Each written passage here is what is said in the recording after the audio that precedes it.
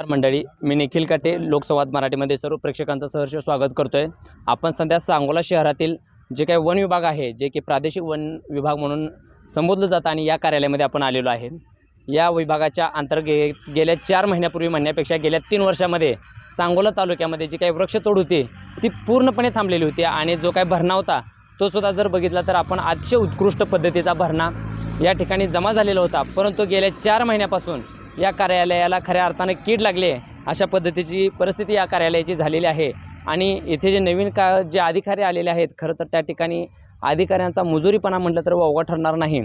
सध्या मी जे काय सांगोल्याचं वन विभाग आहे, जे की वन परिक्षेत्र कार्यालय सांगोला या ठिकाणी मी आहे आणि या कार्यालयाच्या माध्यमातून खऱ्या अर्थानं सांगोल्यामध्ये भ्रष्टाचाराचा ऊत माजला आहे अशा पद्धतीची परिस्थिती सांगोला शहरामध्ये तालुक्यामध्ये झालेली आहे। या खरं तर गोष्टीकडे आपण बघत असताना यामध्ये विद्यमान आमदार जे आहेत ते डॉक्टर बाबासाहेब देशमुख यांचा तर आशीर्वाद नाही का? मग अधिकारी हे विद्यमान आमदारांचं ऐकत नाहीत का? याचबरोबर अशाच पद्धतीचे अनेक प्रश्न या ठिकाणी प्रामुख्याने उपस्थित राहत आहेत। कारण आमदारांच्या त्या ठिकाणी आशीर्वाद असल्याशिवाय अशा पद्धतीचे अधिकारी या ठिकाणी करू शकत नाही अशी परिस्थिती या सांगोला शहरामध्ये झालेली आहे। जी काही टोटल 28 शासकीय कार्यालय आहेत, या शासकीय कार्यालयाच्या माध्यमातून मोठ्या प्रमाणात भ्रष्टाचार या सांगोला शहरामध्ये सुरू आहे। मात्र सांगोल्याचे जे काही आमदार आहेत हे मात्र आमदार वेगळ्याच काहीतरी भूमिकेमध्ये असल्याचं आपल्याला पाहायला मिळतंय। आणि जे काही या ठिकाणी जे असणारे कार्यरत जे काही अधिकारी आहेत की एखादी माहिती विचारायला सुद्धा आपण गेल्यानंतर त्या ठिकाणी अगदी अरेरावीमध्ये आधी सहजपणे सांगून जात आहेत की जी काही माहिती लागणार आहे ती तुम्ही अर्जाच्या द्वारे प्राप्त करा किंवा कशाच्या द्वारे प्राप्त करा अशा पद्धतीचा खरं तर या ठिकाणी अधिकाऱ्यांनी मुजुरीपणा या ठिकाणी राबवलेला पाहायला मिळतोय।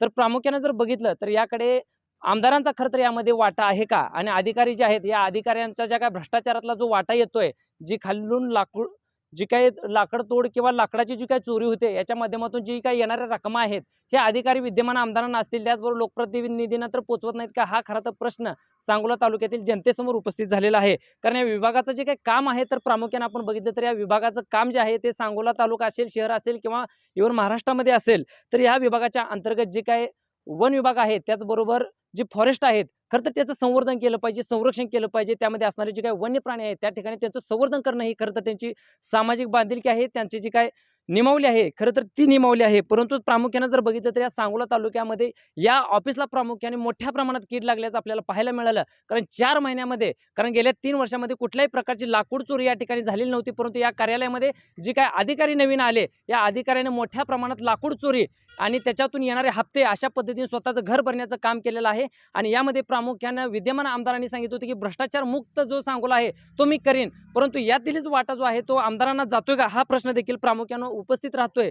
कारण या विभागातील जे काही अधिकारी आहेत ते अगदी मुजुरी पद्धतीनं किंवा अगदी आपण जर खालच्या भाषेत बोलायचं झालं तरी अधिकाऱ्यांना आपण काय बोलण्याच्या पलीकडची अशा पद्धतीची यांची वागणूक या कार्यालयामध्ये आहे। सर्वसामान्य न्याय या ठिकाणी भेटत नाही। ह्या अशा पद्धतीची जर कार्यालय सांगोला शहरामध्ये राहिली तर परिस्थिती अगदी भयानक होण्याची शक्यता आपल्याला या ठिकाणी नाकारता येणार नाही। कारण स्वर्गीय गणपताबांच्या नंतर या सांगोला तालुक्याच्या राजकारणात सुद्धा वाटोळं झालं आणि जो शासकीय अधिकाऱ्यांवरती जो काय स्वर्गीय गणपताबांचा दबाव होता हा दबाव सुद्धा या ठिकाणी आपल्याला पूर्णपणे कमी झालेला आपल्याला बघायला मिळतोय।